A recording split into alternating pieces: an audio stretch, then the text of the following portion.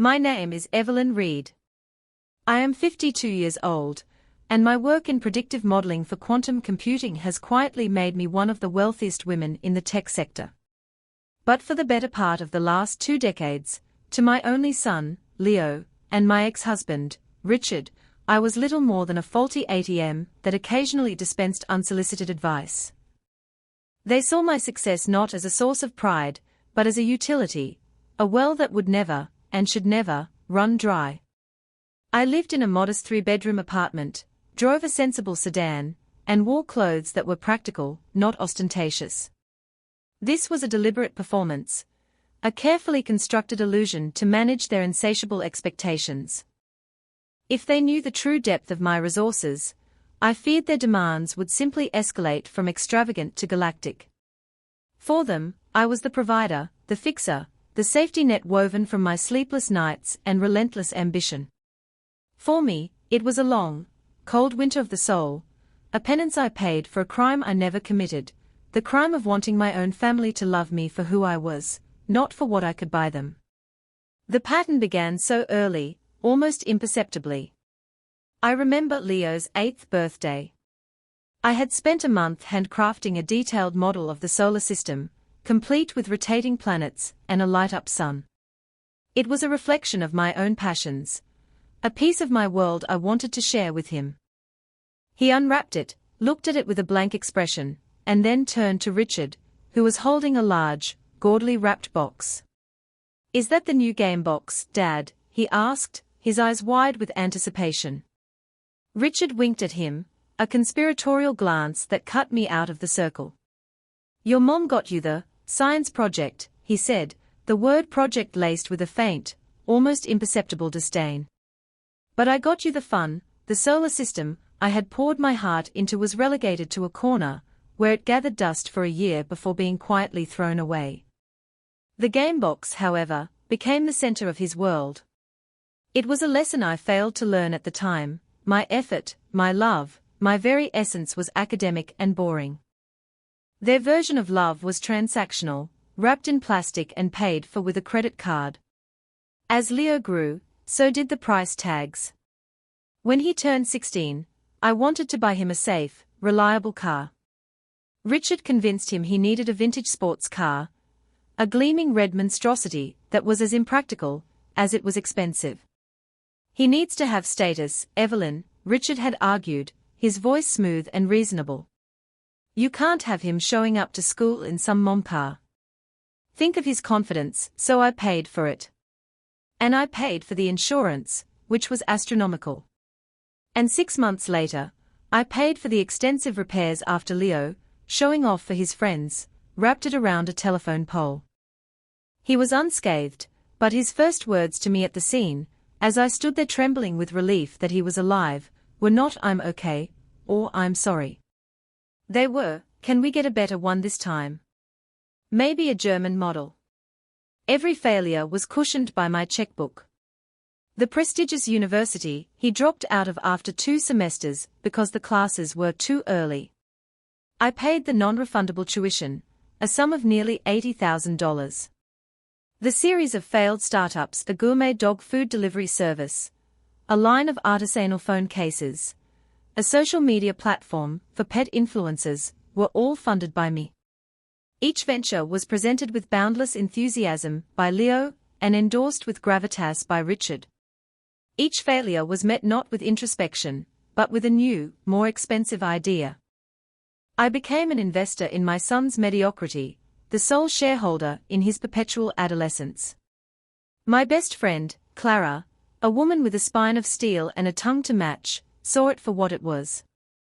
"You're not his mother, Evelyn," she told me over coffee one afternoon, after I'd recounted paying off a $30,000 credit card debt Leo had amassed in a single month in Vegas. "You're his first and only employee.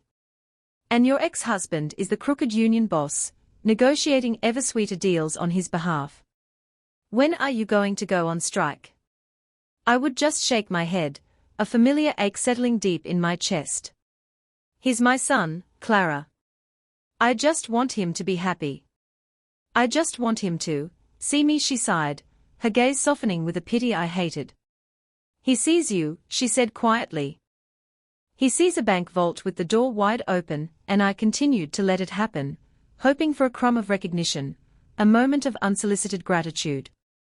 I was living for a sunrise that was never going to come. The final straw wasn't a single, dramatic event, but rather the culmination of 1,000 smaller cuts, a death by 1,000 financial requests. However, the incident that finally shattered the gilded cage I had built around my heart happened on a Tuesday. It was raining, a miserable, grey drizzle that matched the colour of my spirit. I was in the kitchen of the 4-bedroom house I had purchased for Leo 2 years prior. It was in a gated community, the kind of place Richard insisted was essential for Leo's brand. I, of course, did not live there. I was merely visiting, having been summoned by a series of frantic texts. The purpose of the summons became clear the moment I walked in. The living room was dominated by a large, professionally printed banner that read Leo's Lunar Lounge, a nightlife experience. Leo stood beside it, vibrating with a manic energy, while Richard sat on the plush leather sofa, observing me with the air of a king watching a petitioner approach the throne. "Mom, it's the one," Leo began, his words tumbling out in a rush. "This isn't like the other ideas. This is it. A high-tech, space-themed nightclub. Immersive projections, zero-gravity cocktails, robotic bartenders. It's completely revolutionary." I looked around the room. The evidence of his last failed venture, the bespoke t-shirt empire, was still visible in the form of several large, unopened boxes of shirts bearing slogans like "CEO in Training." I had sunk $90,000 into that one. Before that, it was the crypto trading bot that had somehow managed to lose $200,000 in a week. I picked up a glossy brochure from the coffee table. It was filled with architectural renderings of a sleek, futuristic club, populated by beautiful, smiling people. On the last page was the budget. My eyes scanned the columns of figures, the exorbitant costs for mood lighting, sonic architecture, and as celebrity consultant, the final number, at the bottom of the page, made the air leave my lungs. $1.5 million. "Leo," I said, my voice quiet, "this is a significant amount of money." Richard cleared his throat from the sofa. "It's an investment, Evelyn. You have to spend money to make money. It's the cost of entry for a premium venture. You, of all people, should understand." That his tone was patronizing, as if explaining a basic concept to a child. The ghost of every past failure, every hollow promise, every cashed check filled the room. I thought of the research grants I had turned down in my early days to make sure our mortgage was paid. I thought of the vacations I never took, the luxuries I denied myself, all to funnel more and more into the black hole of their ambitions. For the first time, it wasn't just weary resignation I felt. It was a spark of anger. "I understand investment, Richard," I said, my gaze shifting to Leo. "I also understand risk assessment. Your last 5 investments have yielded a net loss of over $700,000. A nightclub is one of the riskiest businesses in the world.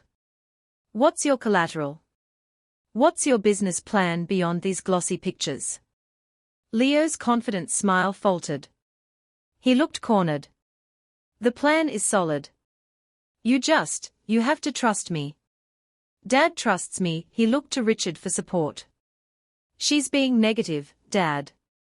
Tell her." Richard stood up and walked towards me, adopting his familiar role as the great mediator, the voice of reason. "Evelyn, this isn't about spreadsheets and risk assessment. This is about believing in your son. Are you going to be the mother who nurtures his dreams, or the one who crushes them? He has vision. He has passion. All he needs is the capital, and you are the one person in the world who can provide it without drowning him in interest and pressure." The manipulation was so blatant, so textbook, it was almost insulting. He was framing my fiscal responsibility as a personal failing, a lack of maternal love. That spark of anger within me flared into a small, hot flame. "I have nurtured his dreams, Richard. I have funded them, rescued them, and paid for their funerals. What I haven't seen is any nurturing of responsibility. Any sign of gratitude. Any understanding of where this money comes from. The air grew thick and tense. Leo's face, which had been alight with excitement, was now clouding over with a familiar, petulant anger. It was the look he got whenever his will was questioned. "So you're saying no?" he asked, his voice sharp with disbelief. "You're not going to do it?" "I'm saying I need to see a plan that makes sense," I replied, my voice firmer than I intended. "I'm saying no more blank checks, Leo. It's time to be an adult." That was it. That was the word that broke him. Adult. It was an accusation, an insult. His face contorted in rage, a sudden, shocking transformation from a coddled man-child into something ugly and venomous. "A blank check," he screamed, his voice cracking. "I have given you my entire life. My ideas. My potential. All you do is sit in your boring apartment, counting your money, and judging me. This house, this car, all this stuff is nothing to you. It's a rounding error. You get off on controlling me, on holding it over my head." He took a step towards me, his finger jabbing the air. I stood my ground, my heart hammering against my ribs, but my expression was a mask of ice. "I'm trying to build something here. A legacy. And you want to talk about responsibility? You're not a mother. You're a banker. A cold, heartless banker." The word struck me, but it was what came next that stopped my world from turning. I opened my mouth to speak, to defend myself, to do the same old dance of justification and appeasement. But he cut me off, his face purple with rage. He pointed a trembling finger toward the front door of the house I paid for, furnished with furniture I bought, in which he lived rent-free. "If you're not going to help me, then what are you even doing here? Get out," he screamed, the words echoing in the high-ceilinged foyer. "Get out of my house. My house." He said it with such conviction, such absolute, unthinking entitlement, that for a moment, I was speechless. The sound of those words ricocheted in the silent space between us. Richard stood by, his face a mask of disappointment, but he said nothing to temper his son's fury. He was complicit. He had cultivated this monster, and now he was letting it attack. I looked at my son, this stranger with my eyes and his father's soul, and I felt nothing. The well of hope, the deep reservoir of maternal duty that I had been drawing from for 30 years, had finally, blessedly, run dry. I didn't say a word. I simply turned, walked out the front door into the rain, and closed it quietly behind me. The click of the latch was the loudest sound I had ever heard. It was the sound of the end. And the beginning. As I sat in my sensible sedan, the rain tracing chaotic paths down the windshield, I didn't cry. The shock had frozen my tears. The raw, guttural command to get out from my own son, from within the walls I had provided, wasn't just an insult, it was a liberation. It was the key I had been too cowardly to turn myself. For years, Clara had called my situation the long winter, a period of emotional hibernation where I sacrificed my own warmth for people who would never appreciate the fire. That winter had just ended. A sudden, brutal thaw had begun. I drove not to my modest apartment, the carefully curated stage for my role as the relatable, not too rich mother, but to the anonymous quiet of a hotel near the airport. I took out my phone, my hands surprisingly steady. My thumb hovered over Clara's contact, but I paused. There was one call I had to make first. A call I had rehearsed in my mind 100 times, a contingency plan I had built as my own secret safety net. I dialed the number of Mr. Harrison, the senior partner at my private wealth management firm in Zurich. He answered on the second ring, his voice calm and professional, regardless of the hour. "Evelyn," he said, his tone one of pleasant surprise. "To what do I owe the pleasure?" "Harrison," I said, my voice clear and devoid of emotion. "It's time. Execute plan Odyssey. There was a moment of silence on the line, and I could picture him perfectly, sitting up a little straighter in his leather chair, a flicker of understanding in his eyes. He knew exactly what Odyssey meant. It was the code name for the complete and total restructuring of my financial world, a plan we had designed years ago for a day I hoped would never come. A day of complete emotional and financial emancipation. Understood, Evelyn, he said, a new seriousness in his tone. I'll initiate the asset isolation protocols immediately. The transfers will begin within the hour. All joint access accounts, subsidiary credit lines, and passive trusts linked to Mr. Richard Thorne and Mr. Leo Reed will be dissolved by market open, 9 o'clock GMT. Is that correct? That is correct, Harrison, I replied. Total severance. No exceptions and the property, he asked. Is it ready? A small, grim smile touched my lips for the first time that day. Yes. I believe the staff has been keeping it in a state of readiness for quite some time. Very good, he said. A jet is on standby at Westchester County Airport.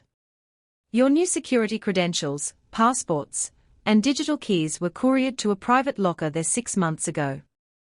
The code is your mother's birthday. Everything is in place, Evelyn. You just have to get on the plane. We disconnected, and a wave of profound, terrifying calm washed over me. This was real. This was happening. For 20 years, I had been building two things simultaneously, my son's unearned empire, and my own escape route. While I was funding his lavish lifestyle, I was also, with a separate and secret portion of my fortune, building a fortress of solitude. A place of peace. I had poured as much detail and passion into its creation as I had into my first quantum algorithms. Next, I called Clara. When she answered, I didn't even have to speak. My choked silence was enough. He did it, didn't he? She asked softly. He finally went too far. He told me to get out, Clara, I whispered, the words finally feeling real as I said them aloud. Out of the house I brought him. I heard her take a sharp breath. Good, she said, her voice fierce and loyal. I'm glad. Now you listen to me. You are getting on a plane. You are going to the place we talked about. You are not going back to your apartment. You are not answering their calls. Your winter is over, Evelyn. It's time for the sun. Her words were the final push I needed. I spent the next hour performing a digital exorcism. I logged into my personal accounts, changing every password. I accessed the family phone plan I paid for and remotely wiped the data from Leo's and Richard's phones before severing their lines completely. It was a cold, methodical process. I pictured the spreadsheet I kept, the one I had never shown anyone, not even Clara. It had a name, the cost of hope. Every loan, every gift, every bailout was meticulously documented. College tuition, $80,000. The failed sports car, $120,000. The 5 failed startups, $725,000. The house, $21 million. The monthly allowance, the credit card bailouts, the endless river of cash. The total, as of last week, was a staggering $4,783,000.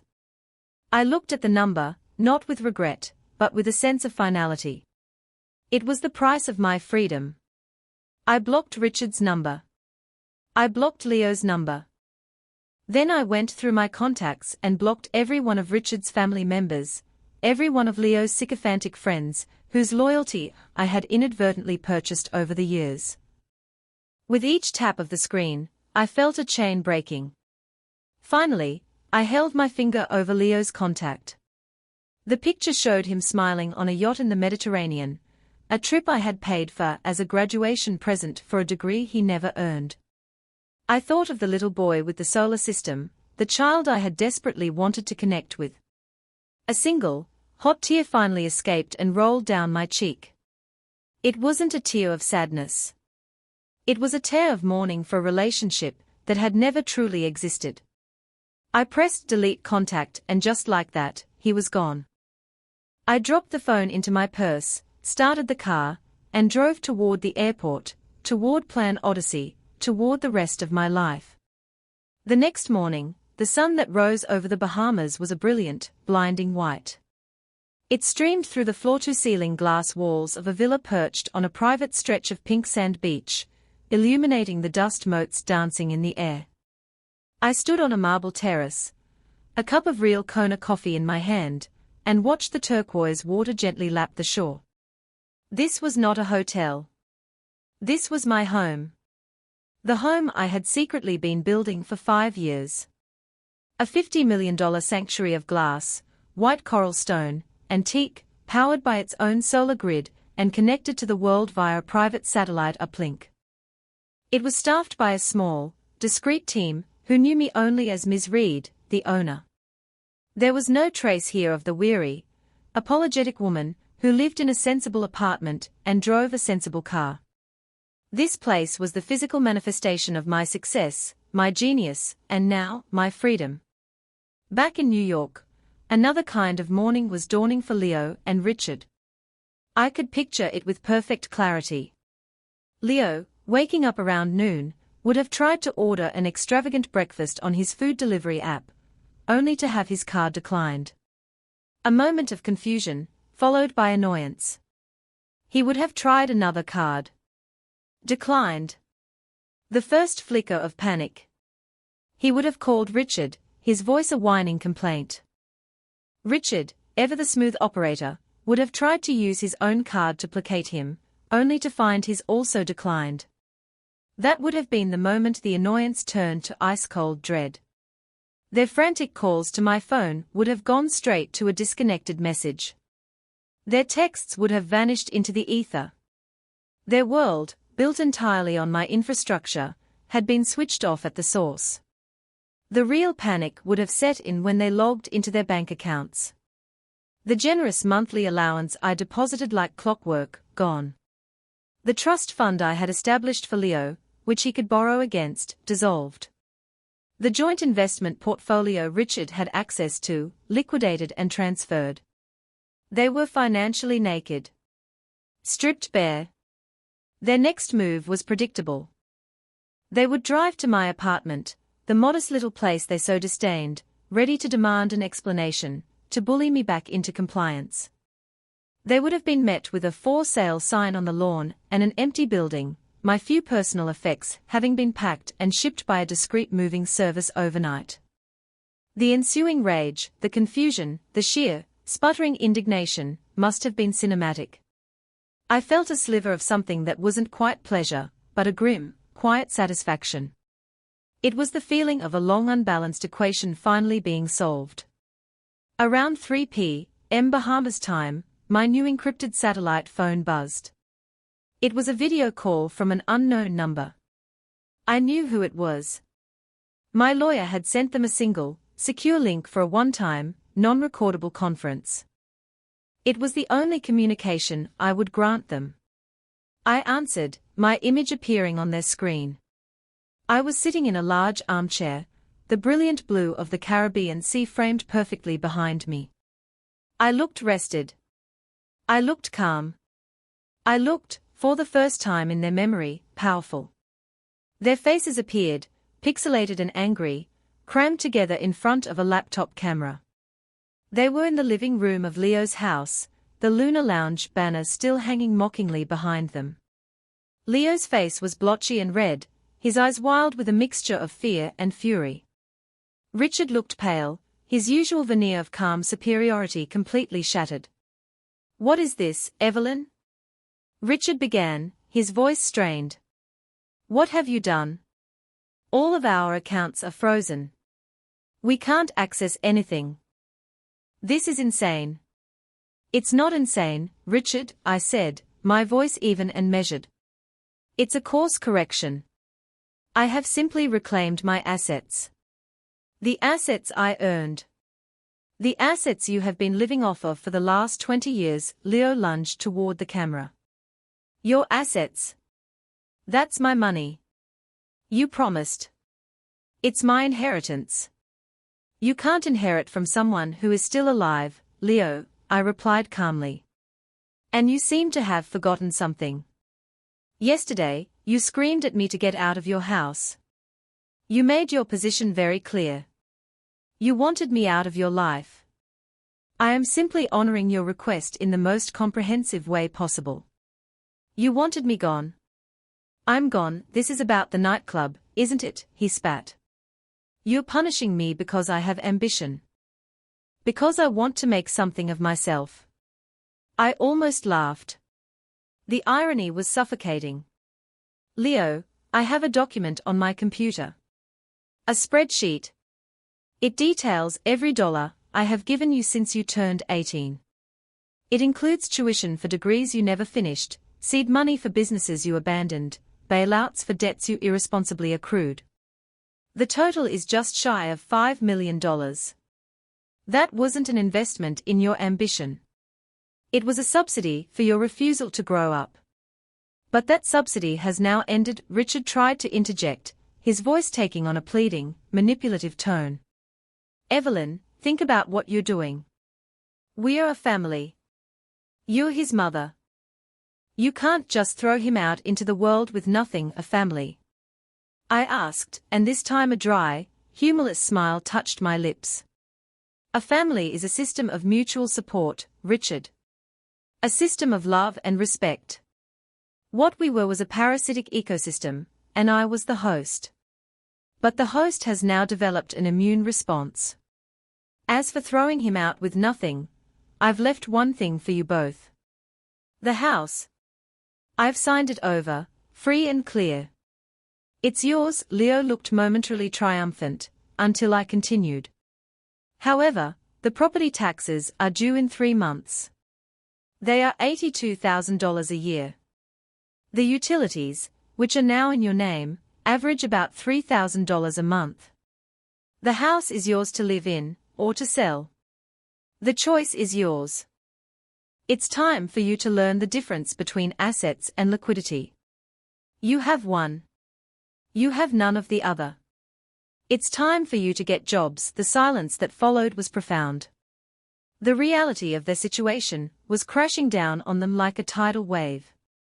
In the background, I could see a younger woman, a niece of Richard's named Maya, who had been sitting quietly on the sofa. Her face was a mask of horror and dawning comprehension. She was finally seeing the true dynamic, stripped of its familial guise. Leo's face crumpled, the rage replaced by a desperate, ugly panic. You can't do this, he whispered. Mom, please. The word mom was a weapon he had used against me for years. But it had lost its power. You had a mother, Leo, I said, my voice softening for a moment, not with pity, but with a sad finality. You had a mother who would have moved mountains for a single, genuine thank you. You had a mother who built a solar system for you with her own hands. But you and your father traded her for a banker. And now, the bank is closed. My lawyer will be in touch regarding the final paperwork for the house. Goodbye, Richard. Goodbye, Leo. And with that, I ended the call, plunging their world into silence and mine into the brilliant, peaceful light of a new day. The months that followed the cutoff were a revelation. I had spent so long treading water in a sea of their needs that I had forgotten what it felt like to stand on solid ground. The silence was the first thing I noticed. The constant, low-level hum of anxiety in the back of my mind, the dread of the next phone call, the next request, the next manufactured crisis, it was gone. In its place was a profound and unnerving peace. I spent the first few weeks simply existing. I swam in the ocean every morning, the salt water feeling like a baptism. I read books for pleasure, not for research. I took long walks on the beach, collecting shells, feeling the sun on my skin, and relearning the simple rhythms of my own body and mind, untethered from the demands of others. Clara flew down to visit, and when she saw me, truly saw me, she burst into tears. There you are, she whispered, hugging me tightly. I've missed you. We spent a week laughing, drinking expensive wine I no longer had to feel guilty about buying, and talking about the future. For the first time, my future felt like an open road, not a series of obligations. News of Leo and Richard trickled in, not because I sought it out, but through the legal channels that were finalizing our separation. As I predicted, they couldn't afford the upkeep on the house. They were forced to sell it in a hurry, likely at a loss. I learned through my lawyer that Richard had taken a job as a regional sales manager for a mid-level pharmaceutical company, the kind of corporate drudgery he had always disdained. Leo, stripped of his unearned capital, had apparently tried to launch a GoFundMe for his nightclub, a desperate plea that was met with public ridicule and netted him less than $500. He was last seen working as a valet at a high-end restaurant in the city, parking the cars of men he once considered his peers. I felt no vengeful glee at this news, only a detached sense of cosmic balance.